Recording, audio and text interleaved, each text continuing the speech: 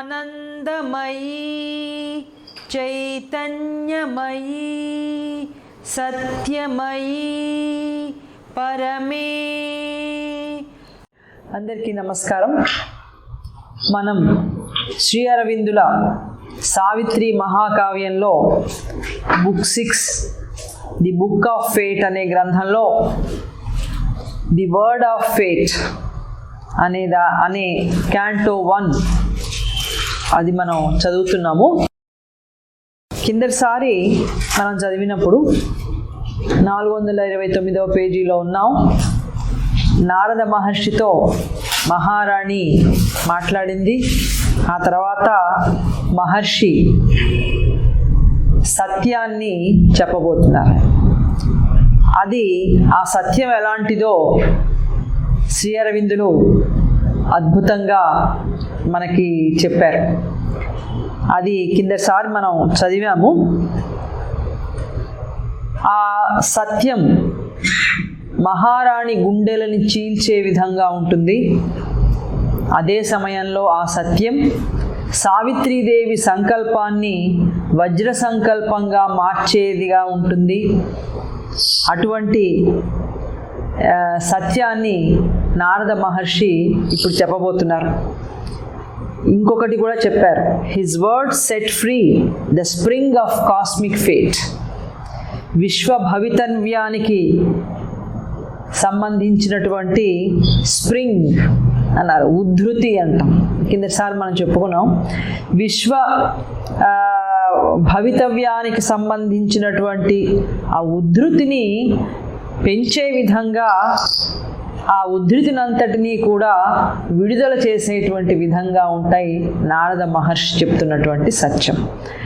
ఆయన చెప్పేటువంటి సత్యం ప్రపంచానికి, సావిత్రీదేవికి, ఈ రెండింటికి కూడా ఏ విధంగా అది ఉపయోగపడుతుందో చెప్తూ, సాధారణ చైతన్యంలో ఉన్న మానవులకి మాత్రం ఆయన చెప్పబోతున్న సత్యం గుండెలు చీల్చేటంత బాధని కలిగిస్తుంది.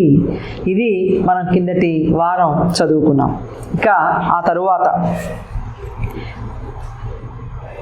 The great gods use the pain of human hearts as a sharp axe to hew their cosmic road. They squander lavishly men's blood and tears for a moment's purpose in their fateful work.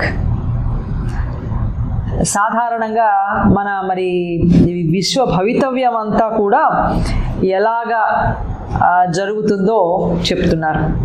అందరం కూడా ఈ విశ్వమంతా ఆనందంతో ఉండాలి అని ఆశిస్తాం.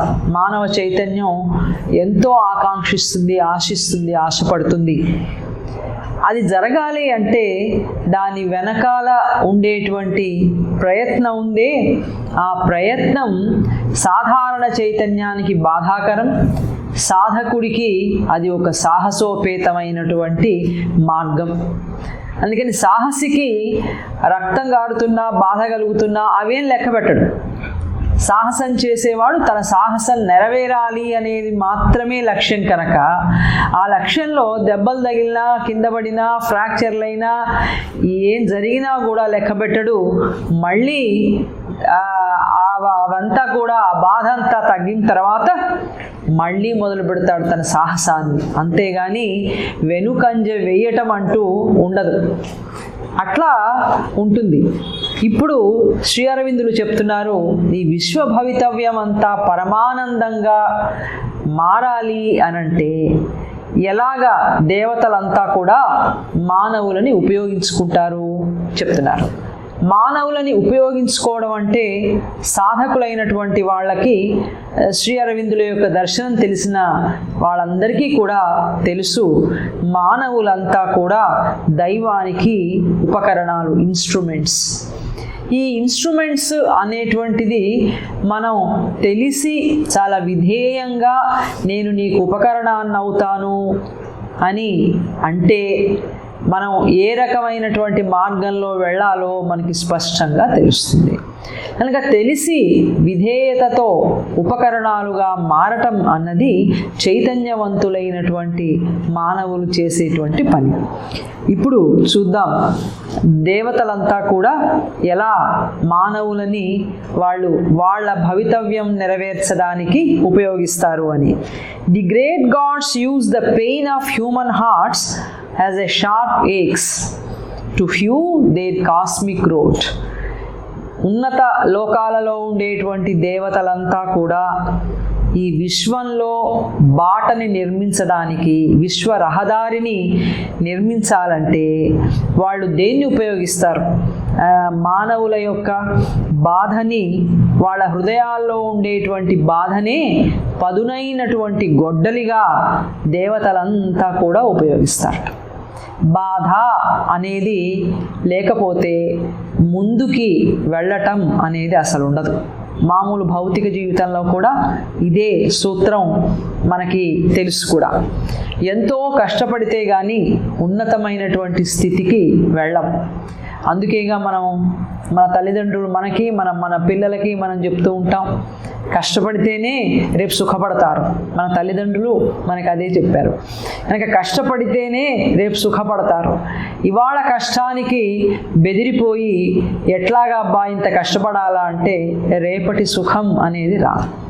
కానీ భౌతిక జీవితంలో ఉండే ఈ సూత్రమే ఆధ్యాత్మిక జీవితంలో కూడా ఉంటుందిట. The great gods use the pain of human hearts. మానవుల ఎదలలో రేకెత్తేటువంటి బాధ అనేటువంటి దాన్ని ఉన్నతమైనటువంటి దేవతలంతా కూడా ఈ విశ్వంలో రహదారి నిర్మించడానికి పదునైనటువంటి గొడ్డలిగా ఉపయోగించుకుంటారట. మన బాధే వాళ్ళకి పదునైన గొడ్డలి. ఈ బాధ లేకపోతే విశ్వంలో ఆనందం అనేటువంటి దానికి దారి అనేది దొరకదు. ఆనందం అనేటువంటి దానికి మనం చేరుకోవాలంటే దారి వేయాలి, బాట వేయాలి. బాట లేదు ఇప్పటిదాకా. అంతా కూడా చెట్లు చేమలతో, రాళ్ళు రప్పలతో, కొండ ప్రదేశాలతో అసలు ఎట్లా వేయాలో తెలియకుండా ఉంది. ఇప్పుడు దాన్ని అంతటినీ కూడా పూర్తిగా మార్చి ఒక రహదారి వేసి అంతా కూడా ఆనందం అనేటువంటి లక్ష్యంని మనం చేరుకోవాలంటే దేవతలంతా కూడా ఉపయోగించేది మన గుండెల్లో ఉన్నటువంటి బాధని. మన బాధే రేపటి ఆనంద జగతికి ఇది సాధనమవుతుంది. అందుకని వాళ్ళు దీన్ని సాధనంగా చేసుకుంటున్నారు. పదునైనటువంటి గొడ్డలి అన్నారు. ఎంత బాధ ఉంటే అది అంతగా పదునైన గొడ్డలి అవుతుందిట దేవతలకి. మన బాధనే వాళ్ళు ఉపయోగించి వాళ్ళు కాస్మిక్ రోడ్ వేస్తారు. విశ్వంలో దైవ ప్రకటనకి, దైవాభివ్యక్తికి వాళ్ళు రహదారిని నిర్మిస్తున్నారు. వాళ్ళు ఎందుకు ఇంత బాధతో నిర్మించాల్సిన అవసరం ఏమిటి? ఆనందాన్ని ఇచ్చి అలా చక్కటి పూలబాటని నిర్మించచ్చుగా. అట్లా అవకాశమే లేదు. ఎందుకో కూడా మనందరికీ తెలుసు. మనం పూర్తి పరిణామంలో కింద స్థాయి అచేతన నుంచి మన పరిణామాన్ని ప్రారంభించాం గనక అచేతనకి సంబంధించిన అజ్ఞాన శక్తులు ఇవన్నీ ఉంటాయి. కాబట్టి మన ప్రకృతి, మన అహం ఇవన్నీ పూర్తిగా అజ్ఞానంలో నుంచే వచ్చాయి కనుక ఇవన్నీ పూర్తిగా పరివర్తన చెంది విశ్వాన్ని అర్థం చేసుకోవాలంటే వీటికి విరుద్ధమైనటువంటి అనుభవం ఇవ్వక తప్పదు. ఆ విరుద్ధమైన అనుభవం ఇచ్చినప్పుడు, వాటికి సుఖంగా లేకుండా చాలా బాధాకరమైనటువంటి అనుభవం ఇచ్చినప్పుడు మనలో ఉన్నటువంటి యంత్రాంగం అంతా కూడా గిలగిలలాడిపోతుంది. అమ్మో బాధ బాధ అని ఎలుగెత్తి అరుస్తుంది. ఏ దైవం నన్ను రక్షిస్తాడు అని మొరపెట్టుకుంటూ ఉంటుంది. మధ్యలో వ్యక్తిగతంగా ఒక్కొక్కసారి దైవం మన బాధని తగ్గిస్తాడు. తగ్గించినప్పటికీ తర్వాత అయినా సరే మనం ఈ బాధ అనేది లేకపోతే మనలో ఉన్నటువంటి ఈ అజ్ఞాన యంత్రాంగం అంతా కూడా ఏ మాత్రం అది మార్పు చెందదు. ఈ బాధ వల్ల మాత్రమే అది ముందుకి తొయ్యబడుతుంది. దైవం ముందుకి తోస్తాడు మనం. ఆ ముందుకి తొయ్యటం అనేది ఈ బాధ వల్ల మాత్రమే సాధ్యమవుతుంది తప్ప సుఖంగా హాయిగా మరి నువ్వు వస్తావా నాతో పాటు, పరివర్తన చెందుతావా, మార్పు చేసుకుంటావా నీ ప్రకృతిని అహాన్ని అని మనని బుజ్జగించి బతిమాలి చక్కగా సౌమ్యంగా చెప్తే మనలో ఉన్నటువంటి యంత్రాంగం ఏ మాత్రం వినదు. సరిగదా, నాకు ఇదే చాలా బాగుంది, నేను మారను, ఏం చేస్తావో నీ ఇష్టం అంటూ. ఇక దీనికి నచ్చజెప్పి ప్రయోజనం లేదు.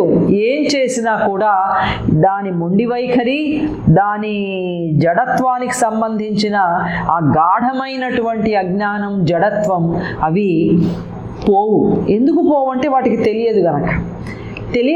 తెలియచెప్పటం అనేది సాధ్యమే కాదు. కాబట్టి ఎప్పుడు ఇది పోతుంది? బాధ అనే గాయం తగిలి, అనుభవం అనేటువంటి గాయం మనకి తగిలి, దానివల్ల బాధని పొంది మన వ్యక్తిత్వం అప్పుడు ఎందుకు వచ్చింది ఈ బాధ అని బాగా ఫోకస్ చేసి దాని మీదనే పూర్తిగా మన మనసు లగ్నం చేసి చూసి పరిశీలించి తెలుసుకుంటాం. కనుక బాధ అనేది పురోగతికే అది అవసరం ఇప్పుడున్నటువంటి అజ్ఞాన స్థితిలో. కనుక దేవతలంతా కూడా విశ్వంలో దైవాభివ్యక్తికి కావలసినటువంటి ఈ దారిని నిర్మాణం చేయడానికి వాళ్ళు మానవ హృదయంలోని బాధనే వాళ్ళు ఉపయోగించుకుంటారు. కాబట్టి బాధ అనేది పోగొట్టాలి అని అనుకోవడం ఒకసారి అది పోయినట్టు కనిపిస్తుంది. కానీ మొత్తంగా మనం చూసినట్లయితే విశ్వంలో బాధ అనేది పోదు. ఎందుకు పోదు? అది పురోగతికి అత్యవసరమైనటువంటి సాధనం కనుక అది అట్లాగే ఉంటుంది. దాన్ని దేవతలంతా కూడా ఉపయోగించుకుంటారట. They squander lavishly men's blood and tears.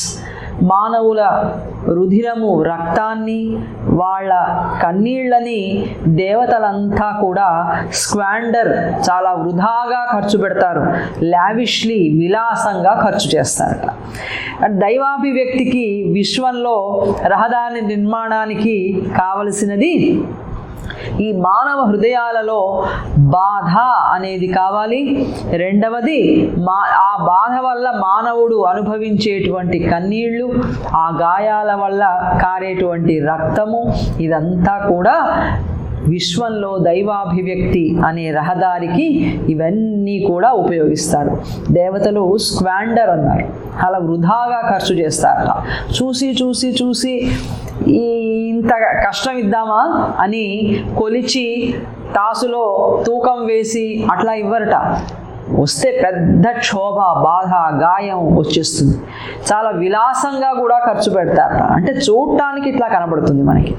అంటే నిజంగా దేవతలంతా అట్లా చేస్తారా అంటే వాళ్ళ ఉద్దేశం అలా ఉండదు. కానీ బయటికి చూసినప్పుడు ఎలా కనపడుతుంది? ఈ దేవతలంతా చాలా వ్యర్థం పరుస్తున్నారు మానవుడి కన్నీళ్ళని. చాలా విలాసంగా వాళ్ళు హాయిగా అక్కడ ఉండి మనని ఇంత బాధలకు గురి చేస్తున్నారు అని అనిపిస్తుంది. కాబట్టి దాని గురించి చెప్తున్నారు. So they squander lavishly men's blood and tears for a moment's purpose in their fateful work. అంటే చూడండి, ఒక క్షణంలో, ఒక క్షణకాలపు మార్పు రావాలన్నా కూడా ఎంత కష్టం, ఎంత కాలం పడుతుందో ఈ ఒక్క వాక్యం చదివితే మనకు తెలుస్తుంది. ఈ మానవుల యొక్క బాధలని, కన్నీళ్ళని, ఇవన్నిటినీ కూడా దేవతలు ఉపయోగించుకుంటారు ఇన్ దేర్ ఫేట్ఫుల్ వర్క్. భావి కర్మకలాపాల కోసం, భవితవ్యంలో జరిగేటువంటి పనికి ఒక్క క్షణం ఉపయోగపడినా కూడా చాలు అని అనుకుంటారట. ఇంతటి బాధల వల్ల, ఇంతటి కన్నీళ్ళు, వీటన్నిటి వల్ల వాళ్ళు చేయబోయేటువంటి ఆ భావి కర్మకలాపానికి ఒక్క క్షణమైనా కూడా కొద్ది ప్రయోజనం నెరవేరినా చాలు అని వాళ్ళు అనుకోవడం వల్ల వాళ్ళు మానవులకి బాధలు, కన్నీళ్ళు ఇలాంటివన్నీ కూడా వాళ్ళు ఇస్తూ ఉంటారట. అందుకని చిట్ట చివరి లైను మనకి చాలా ముఖ్యమైనది. ఫర్ ఏ మూమెంట్స్ పర్పస్, ఒక్క క్షణమాత్రపు ప్రయోజనం కోసమైనా సరే, ఇన్ దేర్ ఫేట్ఫుల్ వర్క్, వారు చేయబోయేటువంటి భావి కర్మలో క్షణమాత్రపు ప్రయోజనం నెరవేరినా కూడా అబ్బో చాలా గొప్పది అని వాళ్ళు అనుకుంటారట. అంటే ఒక క్షణకాలపు ప్రయోజనం నెరవేరాలన్నా ఎంత కాలం పడుతుందో, ఎంతగా మనం బాధ వ్యధని పొందాలో మనం చూస్తే, ఇంత బాధ వ్యధ వస్తే తప్ప మనలో ఉన్నటువంటి ఈ అజ్ఞాన యంత్రాంగంలో ఇంత కదలిక కూడా రాదు. కాబట్టి ఒక క్షణమాత్రపు కదలిక రావాలంటేనే ఇంతగా వాళ్ళు శ్రమించి మనని తీసుకువెళ్ళవలసి ఉంటుంది. అందుకని మన కన్నీళ్ళు, అందుకని బాధలు, ఈ దుఃఖము, బాధ ఇవన్నీ కూడా మనని దాని తర్వాత రూపమైనటువంటి అసలైన ఆనందం అనేటువంటి రూపాన్ని చెక్కడానికి గాను ఇవన్నీ ఉన్నాయి. మానవ ఎదల బాధను వాడుదురున్నత దేవతలు తమ విశ్వబాటను వేయుటకు పదునగు గొడ్డలివలె వ్యర్థపరతురు విలాసముగా నరుల కన్నీరు రుధిరమును వారి భావి కర్మలో క్షణమాత్ర ప్రయోజనము కొరకు. ఆ తర్వాత నారద మహర్షి చెప్తున్నారు, so now he set free destiny in that hour. So ఇప్పుడు ఆయన ఏం చేస్తున్నారు? ఆయన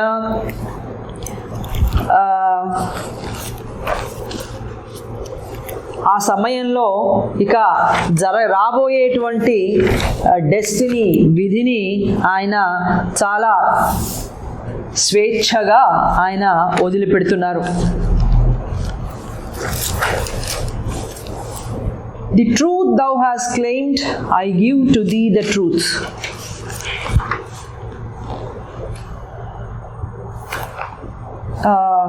మనం పైన ఇంకో 4 లైన్లు ఉన్నట్టున్నాయి, ఇప్పుడు నేను గమనించాను. సో దీని తర్వాత 4 లైన్లు, this cosmic nature's balance is not ours, not the mystic measure of her need and use. A single word lets loose vast agencies. The casual act determines the world's fate. Shri అరవిందుడు చెప్తున్నారు. So బాధ, కన్నీళ్ళు ఎందుకు వస్తాయో మనకు అర్థమైంది. ఆ తర్వాత ఎందుకు ఇదంతా కూడా జరుగుతుందో మరింత వివరంగా అరవిందులు మనకి చెప్తున్నారు.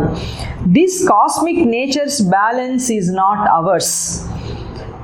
ఈ విశ్వానికి సంబంధించినటువంటి, విశ్వ ప్రకృతికి సంబంధించిన బ్యాలెన్స్ అంటే సమతౌల్యం, సమంగా ఉండడం, దాని సమతౌల్యం, దాని సంతులనం అని కూడా అంటాము, సమతుల్యత అంటాము, సమతౌల్యం అన్నా కూడా సరి అయింది.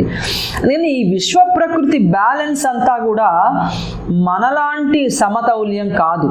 దానికి మనమేమనుకుంటాము, మామూలుగా మానవుడు ఏమనుకుంటాడంటే మన సమానత్వం అంటే సమతౌల్యత ఎలా ఉండాలి అంటే ఏ దుఃఖం లేకుండా, ఏ కష్టం లేకుండా, ఎటువంటి కించిత్ వేదన కూడా లేకుండా అంతా శాంతిగా ఆనందంగా జరగాలి అన్నది మన మనసులకు ఉండేటువంటి బ్యాలెన్స్.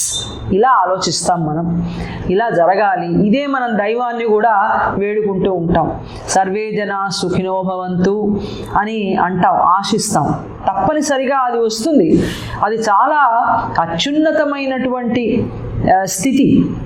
ఆ స్థితిని చేరాలని మనం ఆకాంక్షిస్తాం.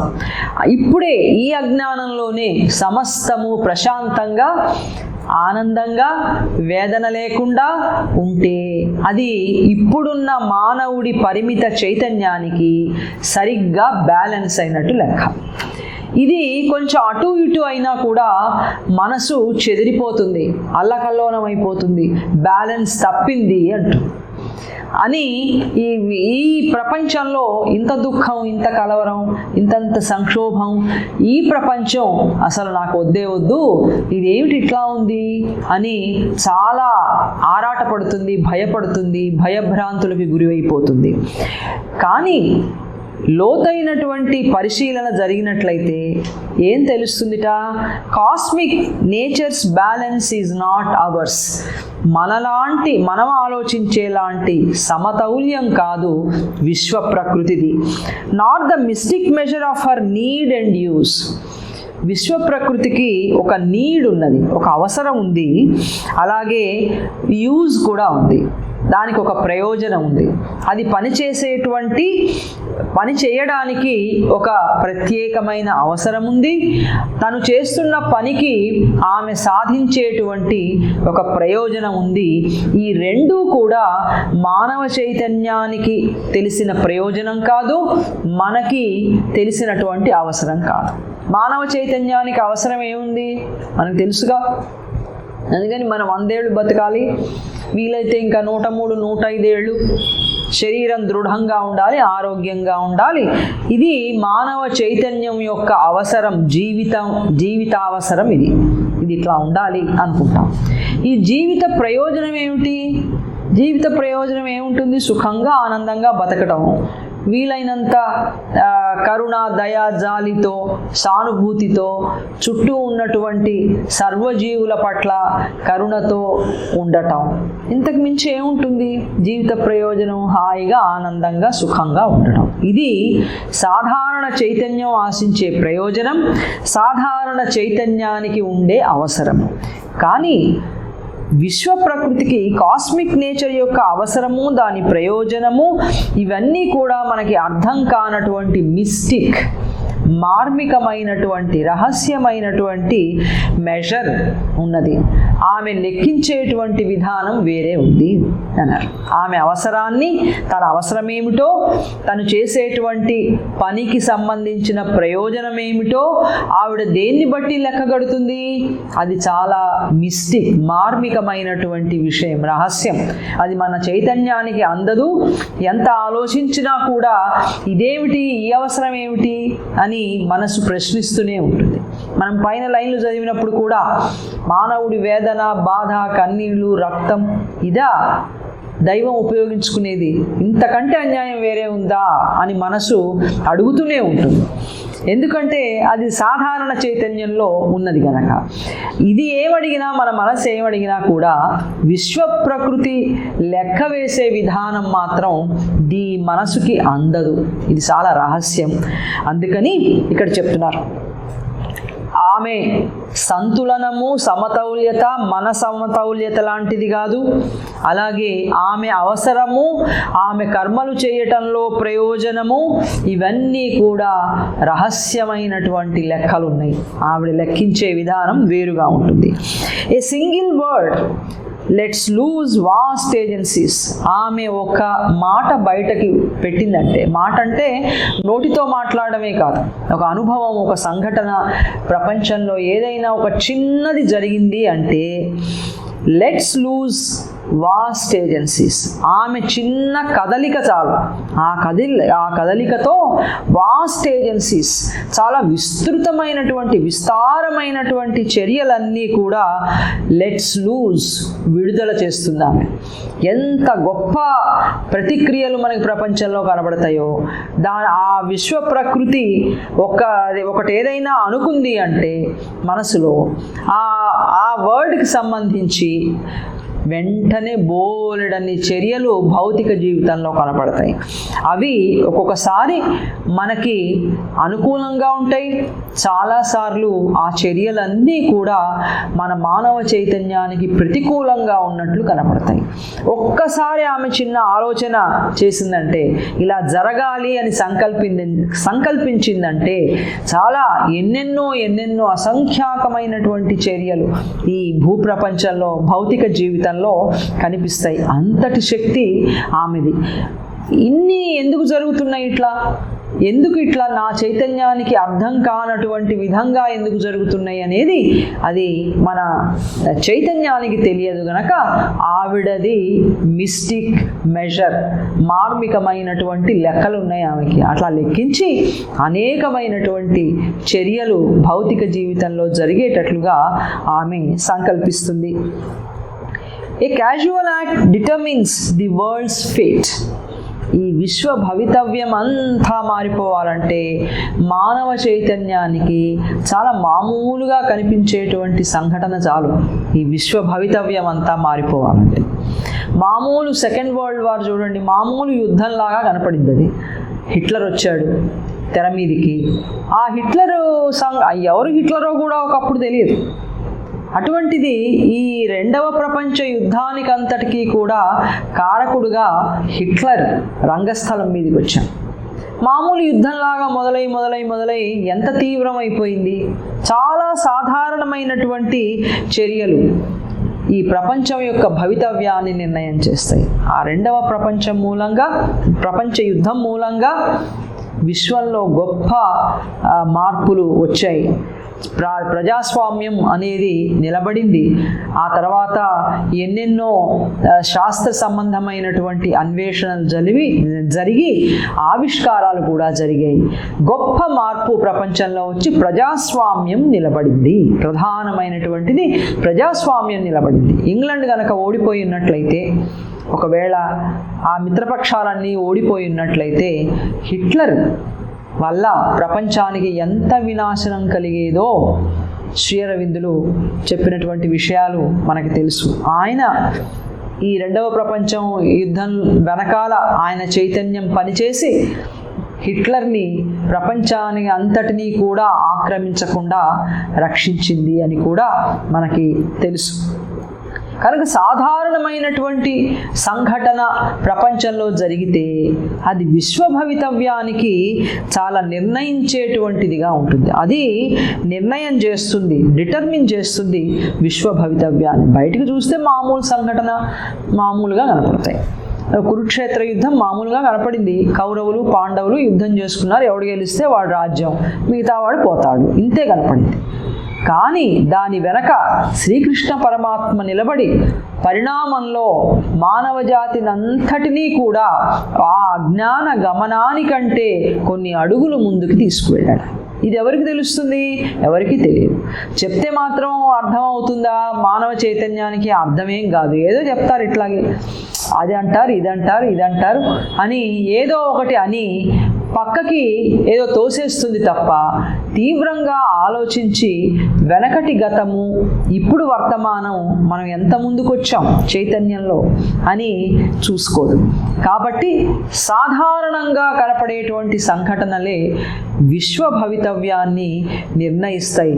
ఇప్పుడు ఆ విశ్వ భవితవ్యాన్ని నిర్ణయించేటువంటి నిజాన్ని నారద మహర్షి రాణికి, అశ్వపతి మహారాజుకి, సావిత్రీదేవికి కూడా ఆయన వెల్లడించబోతున్నాడు. అందుకు ఇవంతా కూడా చెప్పారు. అలాగే విశ్వ భవితవ్యం ఏమిటి? ఇప్పుడు సావిత్రీదేవి నిర్ణయించవలసిన విశ్వ భవితవ్యం, ఆమె తేవలసిన విశ్వ భవితవ్యం అమృతత్వం అనేది ఈ భౌతిక ప్రపంచంలో సాధ్యమే అని ఆవిడ చూపించబోతున్నది. ఇది ఆమె ఈ విశ్వానికి ఇచ్చేటువంటి భవితవ్యం. ఈ భవితవ్యం నెరవేరాలంటే మామూలుగా జరుగుతుందా? లేదు. బోలెడన్ని అగ్ని పరీక్షలు, ఎంతో బాధ, వేదన, కన్నీళ్ళు ఇవన్నీ కూడా అవసరమవుతాయి. కాబట్టి ఇప్పుడు సావిత్రీదేవి చేయవలసినటువంటి కార్యానికి సంబంధించిన సత్యాన్ని నారద మహర్షి చెప్పబోతున్నాడు. విశ్వ ప్రకృతి సంతులనము మనకంటే వేరైనది, ఆమె గూఢమగు అక్కర వాడుకల గణనయు వేరే. అక్కర అంటే అవసరం, గూఢం అంటే రహస్యం. ఒక మాటయు అనుమతిడు విస్తృత చర్యల విడుదల. ఆవిడ చిన్న మాట మాట్లాడిందంటే ఎన్నో చర్యలు భౌతిక జీవితంలో చోటు చేసుకుంటాయి. మామూలు కర్మయును నిర్ణయించును విశ్వభవితను. విశ్వభవితని నిర్ణయించేటువంటి సత్యం నారద మహర్షి చెప్పబోతున్నారు. శ్రీ అరవిందులు కావ్యాన్ని ఎంత అందంగా రాశారో, సంభాషణ రూపంలో ఆసక్తికరంగా సత్యాన్ని ఆయన ఎలాగా కావ్య రూపంలో పెట్టారో చూస్తే చాలా ఆనంద పారవశ్యం కలుగుతుంది మనకి. So now he set free destiny in that hour అన్నారు. ఇప్పుడు నారద మహర్షి ఈ సమయంలో ఆయన ఏం చేస్తున్నాడంటే విశ్వభవితనంతా కూడా బయటికి వెల్లడి చేస్తున్నాడు. ఆయన ఈ సమయంలో రాబోయేటువంటి విశ్వభవితవ్యాన్ని అందరి ముందర ఆయన వెల్లడి చేస్తున్నారు. He set free destiny in that hour. The truth thou hast claimed, I give to thee the truth. A marvel of the meeting earth and heavens is he whom Savitri has chosen mid men. His figure is the front of nature's march. His single being excels the works of time. ఉన్న మాట సూటిగా 4 ముక్కల్లో చెప్పేశాడు. The truth thou hast claimed. నువ్వేదో నిజం తెలుసుకోవాలి చెప్పమని అడుగుతున్నావుగా. I give to దీ ద ట్రూత్. ఆ సత్యాన్ని ఇప్పుడు నేను నీకు చెప్పబోతున్నాను అన్నాడు ఆయన. ఎంత బాగా రాశారో శ్రీ అరవిందులు. The truth thou hast claimed, I give to thee the truth అని సావిత్రీదేవి ఎంపిక చేసుకున్నటువంటి ఆ వ్యక్తి మామూలు వ్యక్తి కాదు అని చెప్తున్నారు. A marvel of the meeting earth and heavens is he whom Savitri has chosen mid men. మానవులందరిలో కూడా సావిత్రీదేవి ఎన్నుకొన్నటువంటి అతను ఎలాంటి వాడు? ఏ మార్వెల్, ఒక అద్భుతం ఆ వ్యక్తి. Of the meeting earth and heavens, భూమి ఆకాశం కలిస్తే ఎంత అద్భుతమో అటువంటి అద్భుతం, భూమిని స్వర్గాన్ని కలిపేటువంటి అద్భుతంగా వచ్చాడు సత్యవంతుడు ఈ భూప్రపంచంలోకి. అలాంటి సత్యవంతుణ్ణి సావిత్రీదేవి వరుడిగా ఎంపిక చేసుకుంది కనుక ఆయన చేయబోయేటువంటి అద్భుతం, ఏ అద్భుతం సాధించాలని ఆయన ఇక్కడికి వచ్చాడు. ఆయన మామూలు మనిషి కాదు. మామూలు మనిషి అంటే మామూలు మానవ చైతన్యం కలిగిన వాడు కాదు. ఆయన చైతన్యం వేరే. ఆయన మానవ ప్రతినిధిగా శరీరంలో ఉండి దివ్యమైనటువంటి శక్తికి ఆయన ఒక ఉపకరణంగా ఉండబోతున్నాడు, తెలిసి ఉండబోతున్నాడు. అదే కదా నిన్న సింథసిస్ ఆఫ్ యోగాలో శ్రీ అరవిందులు మనకి చెప్పారు. తెలిసి విధేయం కావటం అనేదే హ్యూమన్ ఈగో మార్పు అనేది. అది హ్యూమన్ ఈగో చేయవలసిన పని ఏమిటంటే తెలిసి దైవానికి విధేయంగా ఉండడం. ఇప్పుడు సత్యవంతుడు ఆ పని నిర్వహించబోతున్నాడు ఆయన. A marvel of the meeting earth and heavens is he. అంటే ఈ భువి దివి ఈ రెండింటినీ కూడా కలిపేటువంటి ఒక అద్భుతం సత్యవంతుడు. whom Savitri has chosen mid men. His figure is the front of nature's march. N capital letter. దైవ ప్రకృతి, విశ్వప్రకృతి. ఈ విశ్వప్రకృతి మార్చి ఆమె గమనానికి ముందు అగ్రభాగంలో ఉండబోతున్నాడు సత్యవంతుడు. ఈ ప్రకృతి ఎటువైపుగా తీసుకుపోతోంది ప్రపంచాన్ని? అమృతత్వం వైపుగా తీసుకుపోతోంది. ప్రకృతి అమృతత్వం వైపుగా ప్రపంచాన్ని తీసుకుపోవటానికి ఉద్దేశించి సత్యవంతుణ్ణి తన గమనానికి ముఖభాగంగా పెట్టింది. ఈయన ఇప్పుడు ఈ ప్రకృతి ద్వారా ప్రపంచానికి అంతటికీ కూడా అమృతత్వం సాధ్యమని నిరూపించేటువంటి ప్రమాణం ఎవరంటే సత్యవంతుడు. ఆయనని తన ముందు గమనానికి ముందుగా పెట్టుకుని ప్రకృతి నడుస్తున్నది అని చెప్తున్నారు. కనుక ప్రకృతి ముఖభాగం ఎవరంటే సత్యవంతుడు. దేనికోసం? అమృతత్వ సిద్ధి కోసం ఈ భూప్రపంచంలో. అందుకని హిస్ ఫిగర్, ఆయన రూపం is the front of nature's march. ప్రకృతి గమనానికి ముఖభాగంలో ఉంది ఆయన స్వరూపం. ఆయన అలా ఉన్నాడు. His single being excels the works of time. T capital పెట్టారు. దైవం యొక్క కాలం, ఈ కాలం ఉన్నదే, కాలం కూడా దైవ స్వరూపమే మనకు తెలుసు. కాలంలో జరగబోయేటువంటి ఈ కర్మలన్నిటినీ కూడా హిస్ సింగిల్ బీయింగ్, ఆయన ఒక్క అస్తిత్వం, ఒంటరి అస్తిత్వం, ఆయన ఒంటరిగా ఒక్కడే కాలంలో జరిగేటువంటి కర్మలన్నిటినీ కూడా అధిగమించబోతున్నాడు. ఆయన కాలంలో మృత్యు అనేది చాలా సామాన్యం, అందరూ దానికి తల వంచాల్సిందే.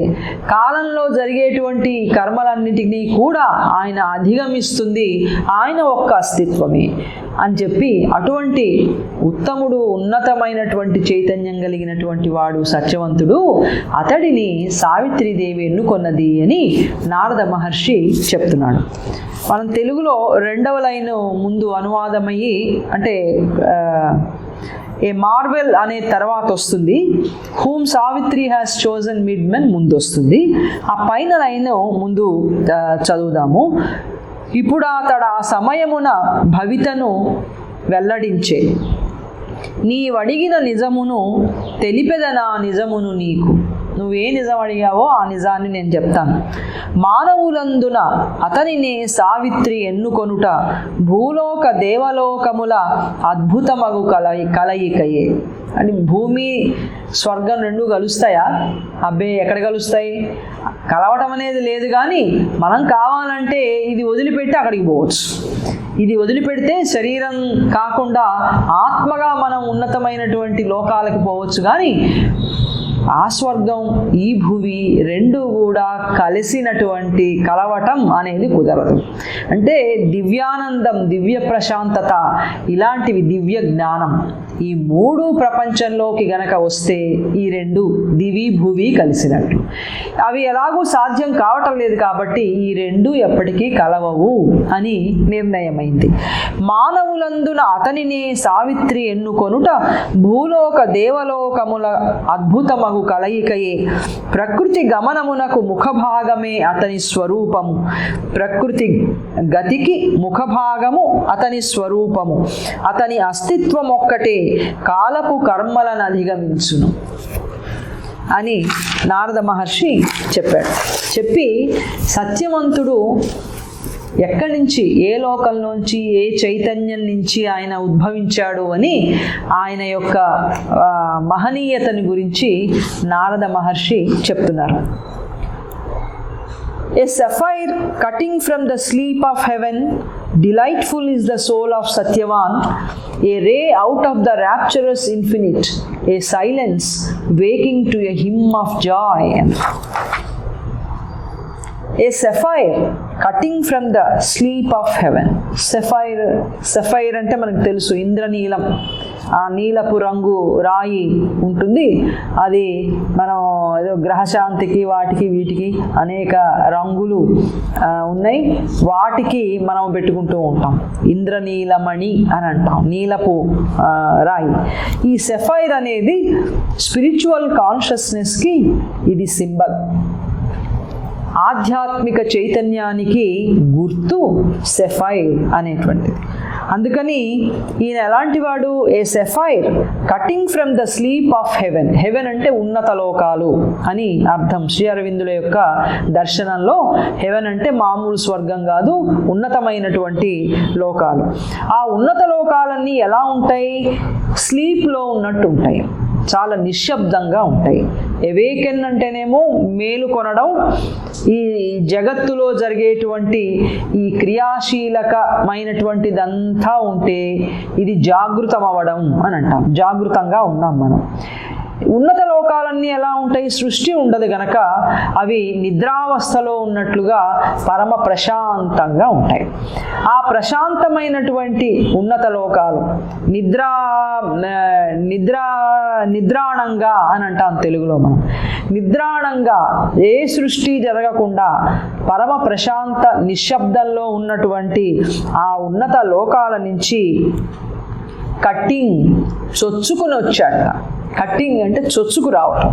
చొచ్చుకుని భూలోకంలోకి వచ్చినటువంటి సఫైర్ ఆధ్యాత్మికమైనటువంటి చైతన్యం ఈ సత్యవంతుడు. పరమ నిశ్శబ్ద ప్రశాంతతలు కలిగినటువంటి ఉన్నత లోకాల నిద్రాణ స్థితి నుంచి ఈ భూలోకంలోకి చొచ్చుకొచ్చినటువంటి ఆధ్యాత్మిక చైతన్యం సత్యవంతుడు అని నారద మహర్షి చెప్తున్నాడు. చాలా ఉన్నత లోకాలలో నుంచి వచ్చిన ఆధ్యాత్మిక చైతన్యం. Delightful is the soul of Satyavan. సత్యవంతుని అంతరాత్మ ఎలాంటిది? చాలా డిలైట్ఫుల్, పరమానందకరమైనటువంటి స్థితిలో ఉండేది. డిలైట్ అని మనం ఎప్పుడు వాడతామంటే శాశ్వత ఆనందానికి అది వాడతాం, లేకపోతే మామూలుగా ఆనందంగా అంటే హ్యాపీగా ఉన్నాం అంటాం. ఆ ఆనందం తాత్కాలికంగా ఉంటుంది, మళ్ళీ దుఃఖం అనేది ఆ స్థితిలోకి వస్తూ పోతూ ఉంటుంది. అంటే ఆనందము దుఃఖము ఒకదాని తర్వాత ఒకటిగా వస్తూ ఉన్నప్పుడు మనం ఎక్కువగా హ్యాపీనెస్ అని వాడుతూ ఉంటాం. ఈ డిలైట్ఫుల్ ఆయన స్థితి శాశ్వతమైనటువంటి ఆనంద స్థితి ఆయన అంతరాత్మది అని నారద మహర్షి చెప్తున్నారు. ఏ ray out of the rapturous infinite. ఆయన ఎలాంటి వాడో ఇంకా చెప్తున్నాడు ఆయన. ర్యాప్చరస్ ఇన్ఫినిట్. ఇన్ఫినిట్ అంటే అనంతత్వం. ఈ అనంతత్వం ఎలా ఉంటుంది? దాని లక్షణం ర్యాప్చరస్. అది ఎప్పుడూ పరమ ఆనంద పారవశ్య స్థితిలో ఉంటుంది.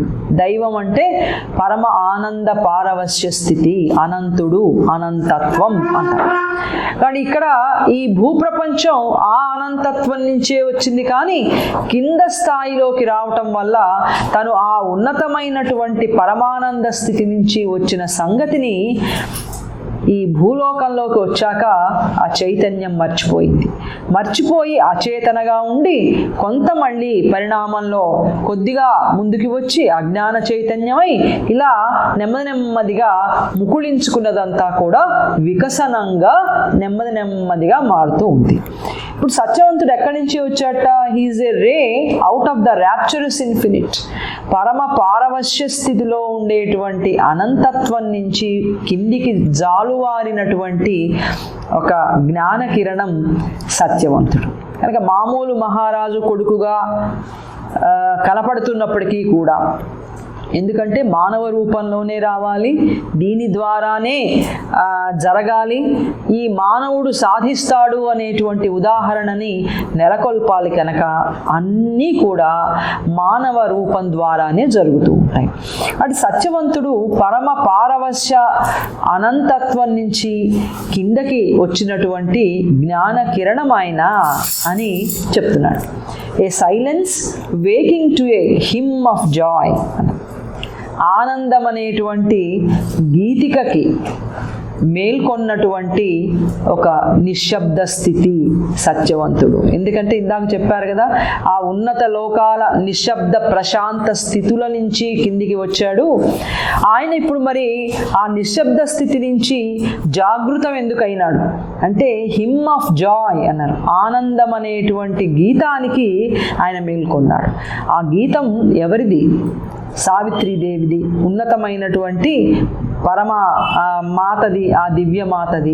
ఆ దివ్యమాత ఆనంద గీతికకి పరమ ప్రశాంత స్థితిలో ఉన్నటువంటి సత్యవంతుడు జాగృతమై ఆమె సంకల్పం ప్రకారం ఈ భూలోకంలోకి కిందికి దిగి వచ్చాడు అని ఆయన ఆధ్యాత్మిక చైతన్యం, ఆయన ఉన్నతమైన ప్రశాంత స్థితి, ఆయన శాశ్వతమైన అంతరాత్మ ఆనంద స్థితి, ఇవన్నీ కూడా సత్యవంతుని యొక్క మహనీయతలు అని నారద మహర్షి చెప్తున్నారు. దివి నిద్ర నుండి చొచ్చుకొని వచ్చిన ఇంద్రనీలము, ఆనంద పరిపూర్ణము సత్యవంతుని అంతరాత్మ, పారవశ్యపు అనంతము నుండి వెలువడిన కిరణము, ఆనంద గానమునకు మేల్కొనిన నిశ్శబ్దము.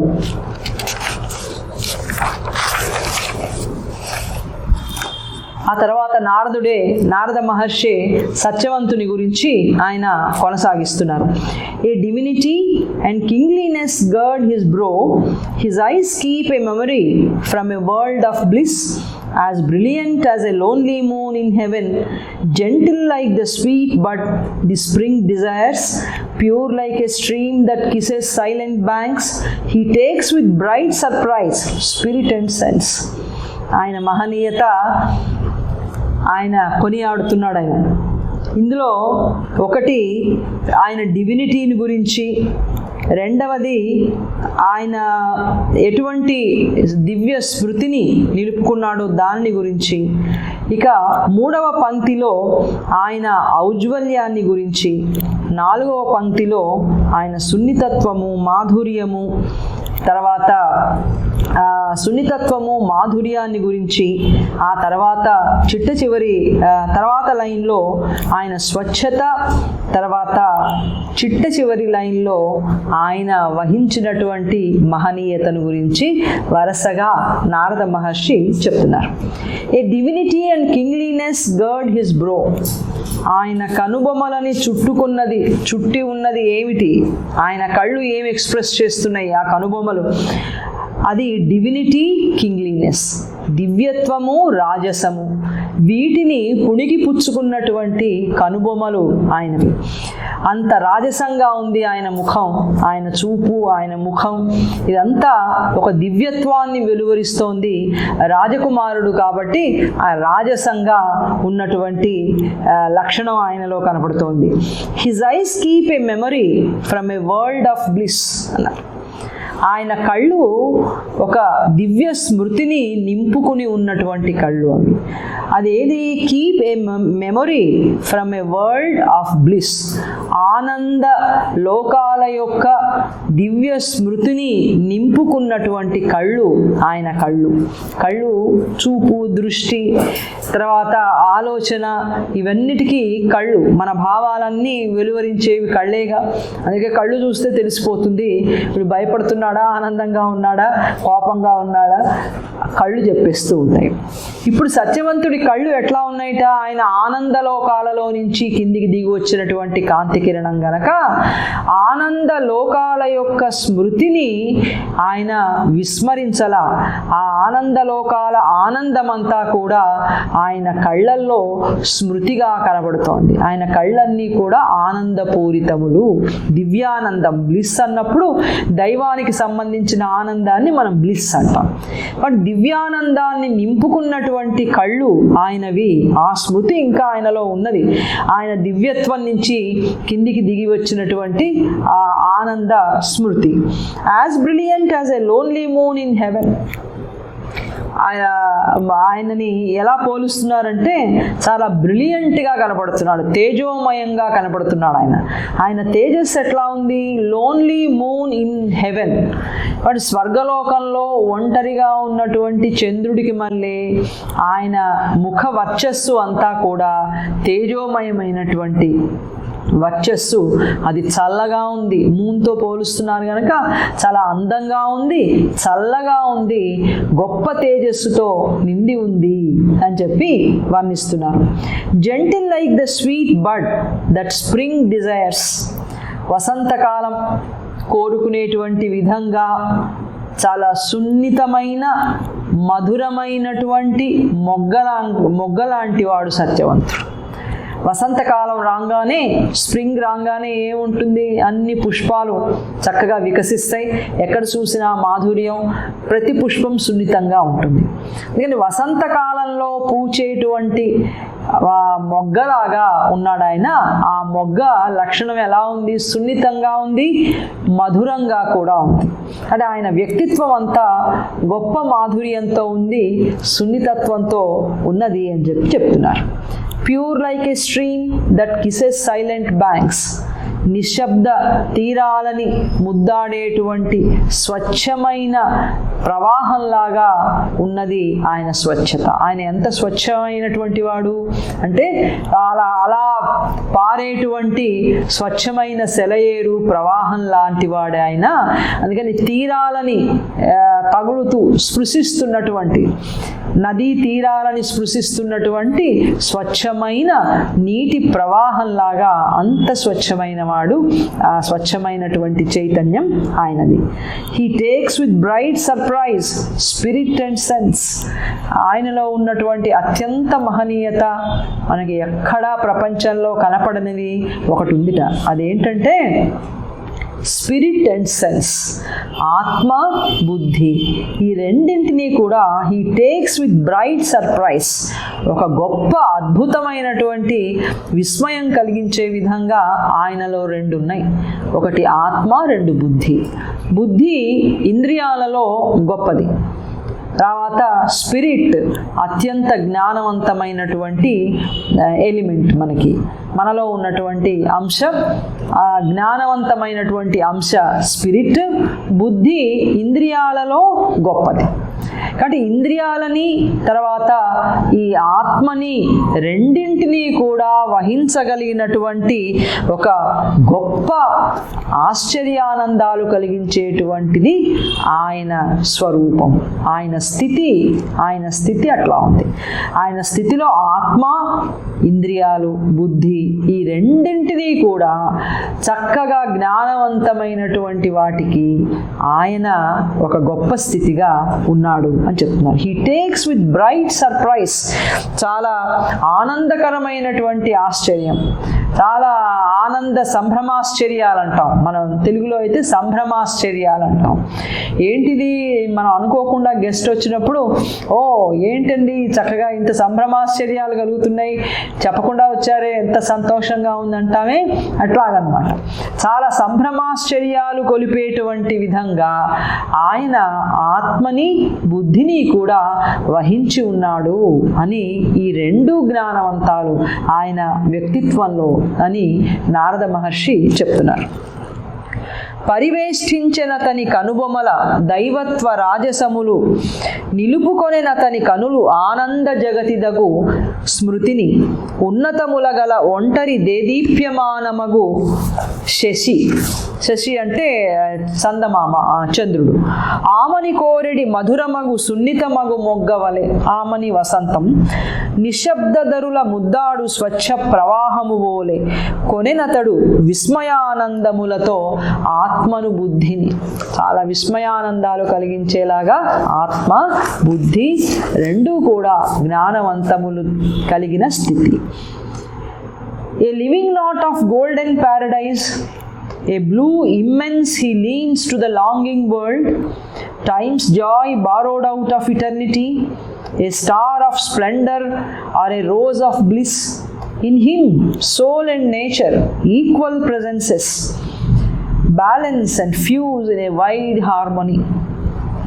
ఇది కుదురుతుందా, ఇది జరిగితే ఎంత బాగుంటుంది అని అనుకుంటామే. సత్యవంతుని యొక్క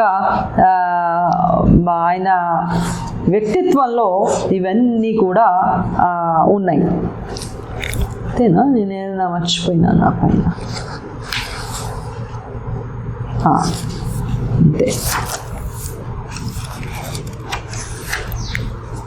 ఏ living not of golden Paradise.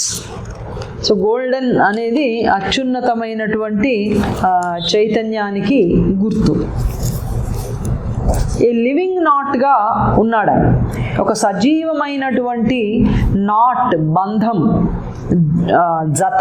జతపడటం, ముడి అంటాం. దేనికి ముడి వేసింది ఆయన వ్యక్తిత్వం? గోల్డెన్ ప్యారడైజ్ అన్నారు. అంటే దివ్య చైతన్య లోకాలకి, దివ్య చైతన్య లోకాలకి సంబంధించిన లివింగ్ నాట్గా ఉన్నాడు. సజీవ బంధం, ఆయన సజీవ బంధంగా ఉన్నాడు. ఉన్నతమైనటువంటి లోకాలకి, దివ్య చైతన్య లోకాలకి ఆయన సజీవమైనటువంటి బంధం అన్నారు, నాట్ అన్నారు. అంటే ఈ భువిని, ఈ భూ చైతన్యాన్ని, తర్వాత ఉన్నతమైనటువంటి ఆ చైతన్యానికి రెండిటినీ కూడా కలిపేటువంటి ఒక బంధంగా ఉన్నాడు ఆయన. ఆయన ఉదాహరణ వల్ల ఈ భూప్రపంచంలో భూమి, దివ్య చైతన్యం రెండూ కూడా కలిసి ఉండగలవు. ఈ భూ చైతన్యంలో దివ్య చైతన్యం ఆవిర్భవించి ఇది దివ్య చైతన్యంగా మారగలదు అనే దానికి ఆయన ఒక బంధంగా ఉన్నాడు అని చెప్తున్నారు. A blue immense he leans to the longing world. ఈ జగతి అంతా కూడా కోరుకుంటోంది, ఈ జగతి, ఈ లోకమంతా ఏం కోరుకుంటోంది? ఆనందాన్ని కోరుకుంటోంది, జ్ఞానాన్ని కోరుకుంటోంది. కనుక ఆనంద జ్ఞానాలని కోరుకునేటువంటి ఈ ప్రపంచం మీదకి హీ లీన్స్, ఆయన కిందకి వంగి వచ్చాడు. ఎక్కడి నుంచి వంగాడు ఆయన? ఉన్నత చైతన్య లోకాలలో నుంచి కిందికి వంగాడు. ఎవరైనా కింది నుంచి పైకి వెళ్తావా అంటే హుషారుగా అవును అవును అంటాం, కానీ పైన ఉండి కిందికి పోతావా అంటే వద్దులేండి, ఇప్పుడే వద్దులేండి, ఎవరినైనా వెళ్ళనివ్వండి, తర్వాత మళ్ళీ నేను పెడతాను అని ఏదో ఒకటి చెప్పి తప్పించుకుంటాం. అటు పై స్థితి నుంచి కింద దానికి వెళ్ళాలి అంటే ఇష్టం ఉండదు. ఆ పైనే ఉండాలి, హాయిగా అక్కడే సౌకర్యంగా సుఖంగా ఉండాలి అనే ఉంటుంది తప్ప కిందికి రావాలని ఎవడుకుంటుంది. కానీ కింద దాన్ని మార్చాలంటే, కిందది పూర్తిగా పరివర్తన కావాలంటే ఉన్నతమైనది కిందకి దిగి వస్తే కానీ ఈ కిందది కూడా ఉన్నతం కావటం అనేది జరగదు. గనక ఈ త్యాగాన్ని చేస్తారు దైవానికి ప్రతినిధులుగా ఉన్నవాళ్ళు. ఇది త్యాగం అంటే. త్యాగం అంటే ఇది. కానీ మనకు అక్కర్లేనివన్నీ వదిలిపెట్టేసి నేను వదిలేసా అంటే అది త్యాగం కాదు. కానీ సత్యవంతుడు ఇక్కడి నుంచి వచ్చాడు. ఏ బ్లూ ఇమ్మెన్స్, ఒక నీలపు అపారత్వాన్నించి వచ్చాడు. ఈ నీలం అనేది ఇందాక మనం చెప్పుకున్నామే, స్పిరిచువల్ కాన్షియస్నెస్కి బ్లూ అనేది గుర్తు. ఇందులో మళ్ళీ లైటర్ అవుతూ ఉన్నప్పుడు వాటికి కూడా శ్రీ అరవిందులు మనకి ఆ రంగుల యొక్క ప్రాముఖ్యతని ఆయన మనకి చెప్పారు. Whitish blue like moon light అయితే అది కృష్ణాస్ లైట్. శ్రీ అరవిందుల యొక్క ప్రకాశము, కృష్ణుని యొక్క ప్రకాశము వైటిష్ బ్లూ అది. అలాగే లైట్ బ్లూ అయితే ఇల్యూమిన్ మైండ్కి గుర్తు, డీపర్ బ్లూ అయితే హయ్యర్ మైండ్కి గుర్తు. అలాగే కొంత పర్పుల్ కలర్కి దగ్గరగా ఉంటే, ఊదా రంగుకి దగ్గరగా గనక ఉన్నట్లయితే అది light of A power in vital అన్నారు. అలాగే లావెండర్ బ్లూ అదొక కలర్ ఉంది, అది ఇంట్యూటివ్ మైండ్కి గుర్తు. అందుకని బ్లూలో రకరకాల షేడ్స్ ఒక్కొక్క మానసిక చైతన్యానికి గుర్తు. కనుక నీలం అనేది స్పిరిచువల్ కాన్షియస్నెస్కి గుర్తు. అందుకని ఆయన ఆ సత్యవంతుడు ఎక్కడి నుంచి వచ్చాడు? ఏ బ్లూ ఇమ్మెన్స్, అపారత్వమైనటువంటి నీలం. నీలాన్ని శ్యామ అని కూడా అంటాం. అందుకే శ్యామ సుందర అని పిలుస్తాం శ్రీకృష్ణుని. ఆయన శ్యామ, ఆయన రంగు. అందుకని శ్యామ సుందర అంటాం కదా, అలాగే శ్యామ అని మనం అనొచ్చు. అపారత్వం, శ్యామమైనటువంటి అపారత్వాన్ని నుంచి, ఒక స్పిరిచువల్ కాన్షియస్నెస్ నుంచి ఆయన కిందికి వచ్చాడు. పిలుస్తున్నటువంటి ప్రపంచం పిలుపుకి స్పందించి, లాంగింగ్ వరల్డ్, ఆకాంక్షించి ఆరాటపడుతున్నటువంటి ఈ ప్రపంచానికి ఆయన ఉన్నతాల నుంచి, ఆధ్యాత్మిక చైతన్యం నుంచి ఆయన కిందికి దిగి వచ్చాడు. Times joy borrowed out of eternity. ఆయన ఎట్లా ఉన్నాడు? శాశ్వతత్వం నుంచి తీసుకున్నటువంటి కాలం యొక్క హర్షంలాగా ఉన్నాడు ఆయన. Time's joy borrowed out of eternity. శాశ్వతత్వము, టైము ఈ రెండు కలుస్తాయా? కలవుగా. దివి భువి కలవు. అలాగే శాశ్వతత్వము, తర్వాత తాత్కాలికమైనటువంటి కాలము. శాశ్వత కాలము, తాత్కాలికమైనటువంటి కాలము ఈ రెండు కలుస్తాయా? కలవు. కానీ సత్యవంతుడిలో ఎలాంటి ఆనందం ఉంది? టైమ్స్ జాయ్, కాల ప్రవాహానికి సంబంధించిన ఆనందమే. బారోడ్ అవుట్ ఆఫ్ ఇటర్నిటీ, శాశ్వతత్వం నుంచి తీసుకున్నటువంటి కాల ప్రవాహంలో ఉండే ఆనందం ఆయన ముఖంలో కనబడుతోంది. ఆయన ఆనందం శాశ్వతత్వం నుంచి తీసుకొచ్చి ఆ శాశ్వతత్వంలో ఉన్నాడా? కాదు. ఈ ప్రపంచపు కాలంలోనే ఆయన జీవితం కూడా జరుగుతోంది. అందుకని ప్రపంచంలో, కాలంలో జరుగుతున్నటువంటి ఆయన జీవితంలో ఆయన పొందుతున్నటువంటి ఆనందం ఎటువంటి ఆనందం? తాత్కాలికమైన అనుభవాలకు సంబంధించిన ఆనందం కాదు. అది శాశ్వతత్వ స్థితికి సంబంధించిన దుఃఖం లేనటువంటి ఆనందం. కనుక ఇటువంటి అనుభవాలు, కాలంలో వచ్చేటువంటి అనుభవాలలో శాశ్వతమైనటువంటి ఆనంద స్థితి సాధ్యం అని చెప్పేందుకే సత్యవంతుడు ఉద్భవించాడు ఈ భూమిలో. ఆయన కూడా కాలంలో అనేక అనుభవాలు పొందుతున్నాడు. మనకు తెలుసుగా, తండ్రి అంధుడైపోయినాడు, రాజ్యం పోయింది, కట్టెలు కొట్టుకొని జీవించేటువంటి అంతటి పరిస్థితిలో ఆయన జీవిస్తున్నాడు. మరి ఇవన్నీ కాలంలో వచ్చినటువంటి అనుభవాలేగా, కాలం ఇచ్చిన అనుభవాలేగా. కానీ ఈ అనుభవాలలో కూడా ఆయన పొందేటువంటి ఆనందం శాశ్వతమైనటువంటి ఆనందం. ఇది మనం కూడా సాధన ద్వారా పొందవలసినటువంటిది. మన జీవితాలలో అనుభవాలు ఎన్ని వచ్చినా మనలో శాశ్వతత్వానికి సంబంధించిన ఆనందం అలాగే ఉండాలి. దుఃఖం అనేది మనని స్పృశించనేకూడదు. అలాగే శాశ్వతత్వానికి సంబంధించిన ప్రశాంతత కూడా మనలో అలాగే ఉండాలి, చెలించిపోకూడదు. సంఘటనలకి, ఏ మాటకి, అన్నిటికీ కూడా. సో అటువంటి విధమైన ఒక శాశ్వత స్థితి కాలగమనంలో నిలుపుకున్నాడు సత్యవంతుడు. అది చెప్తున్నారు. Time's joy borrowed out of eternity, a star of splendour or a rose of bliss. ఆయన ఎలా ఉన్నట్ట? స్టార్ ఆఫ్ స్ప్లెండర్, వైభవానికి సంబంధించినటువంటి ఆయన ఒక మెరిసే ప్రకాశంలాగా ఉన్నాడు, నక్షత్రం. అంటే వైభవోపేతమైన నక్షత్రంలాగా ఉన్నాడు ఆయన. రోజ్ ఆఫ్ బ్లిస్, ఆనందపు పుష్పంలాగా ఉన్నాడు. ఆయన చూస్తుంటే పరమానందంతో ఉన్నటువంటి ఆ వదనం కనబడుతూనే ఉంటుంది. ఆయన శాశ్వతమైనటువంటి ఆనందానికి ప్రతినిధిగా ఉన్నాడు. అలాగే వైభవోపేతమైనటువంటి నక్షత్రంగా ఆయన ఉన్నాడు. ఉన్నత చైతన్యంకి గుర్తు నక్షత్రం కూడా, స్టార్స్ కూడా. అలా ఉన్నాడు ఆయన. In him, soul and nature equal presences, balance and fuse in a wide harmony. In him, soul and nature equal presences. Presences అనేది నౌన్ ఫామ్గా వాడారు, నౌన్. ఇప్పుడు ఆయనలో ఆత్మ, ప్రకృతి ఈ రెండూ కూడా సమానమైనటువంటి విధంగా ఉన్నాయి, సమానమైనటువంటి సాన్నిధ్యాలుగా ఉన్నాయి. ఆత్మ, ప్రకృతి రెండూ కలిసి ఒక సమానమైనటువంటి సమస్థితిలో ఉన్నాయి. ఇది సాధ్యం అవుతుందా? సాధ్యం కాదని కదా గతకాలపు మహనీయుల యొక్క నిర్ణయం. సాధ్యపడలా అప్పటిదాకా. పరిణామంలో ఇంకా మనం ముందుకు వస్తూ ఉన్న కొద్దీ ఈ ఉన్నతమైనటువంటి చైతన్యం, ఆత్మ, ప్రకృతి ఈ రెండు కూడా ఒక సమమైనటువంటి విధంగా కలిసి ఉండేటువంటి స్థితి ఇక ముందు భవితవ్యంలో, భూప్రపంచంలో మనం చూడబోతున్నాం.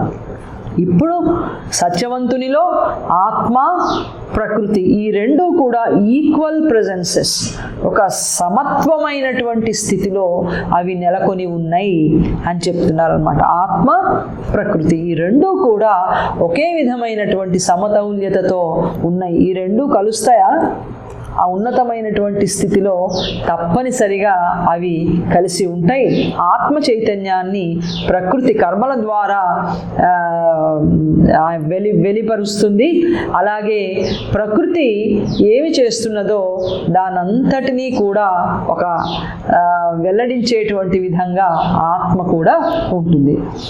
Balance and fuse in a wide harmony. సత్యవంతునిలో ఆత్మ, ప్రకృతి ఈ రెండు కూడా వైడ్ హార్మనీలో ఉన్నాయి. చాలా విస్తృతమైనటువంటి సామరస్యంలో, బ్యాలెన్స్ సమతౌల్యతతో, ఫ్యూజ్ మిళితమై ఉన్నాయి. ఈ రెండిటికి తేడానే లేదు. ప్రకృతి ఉంది, ఆత్మ ఉంది. కానీ ఈ రెండు కూడా ఆత్మజ్ఞానాన్ని ప్రకృతి అంగీకరించి ఆ జ్ఞానాన్ని కర్మల్లోకి తీసుకొస్తోంది. అలాగే ప్రకృతి ద్వారా ఆత్మ తన జ్ఞానాన్నంతటినీ కూడా వెలువరిస్తోంది. ఈ రకంగా ఆత్మకి ప్రకృతికి విరోధమే లేదు. ప్రకృతి ఆత్మ విరోధం కదా ప్రపంచంలో మనకు తెలిసిందే. ప్రకృతి అజ్ఞానం, ఆత్మ జ్ఞానం. కాబట్టి రెండిటికి కుదరదు, ఒక చోట ఉండలేవు, ఇమడలేవు ఈ రెండు. అందుకే ప్రపంచం అంతా అజ్ఞానంతో ఉంది, ఆత్మజ్ఞానం వేరుగా ఉంది.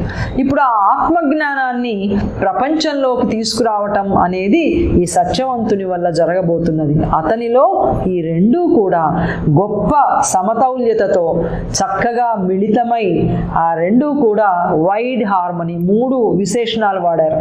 Wide harmony, balance, fuse. సమతౌల్యతతో మిళితమై విస్తృతమైనటువంటి సామరస్యంతో ఉన్నాయి. కొట్లాడుకోటలా ఒకే స్టేజ్ మీద ఉన్నా కూడా ఎడమొహం పెడమొహంగా లేవు అవి రెండు. ఏదో ఎట్లాగో మమ్మల్ని తీసుకొచ్చారు కాబట్టి ఇక్కడ కూర్చున్నాం, కానీ నా గొప్ప నాదే, నా గొప్ప నాదే అని ఎవరికి వాళ్ళు అనుకుంటున్నట్టుగా లేవు. ఈ రెండూ కూడా చక్కగా గొప్ప సామరస్యంతో రెండూ ఉన్నాయి. ఒకదాని జ్ఞానము, ఒకటి పనిచేసేటువంటి శక్తి. ఈ రెండు కూడా అంత పరమ సామరస్యతతో సత్యవంతునిలో కనిపిస్తున్నాయని నారద మహర్షి అన్నారు. మనం ఇక్కడ ఆపి వచ్చే వారం మళ్ళీ కొనసాగిద్దాం. ఓం ఆనందమయీ చైతన్యమయీ సత్యమయీ పరమే ఓం నమో భగవతే, ఓం నమో భగవతే, ఓం నమో భగవతే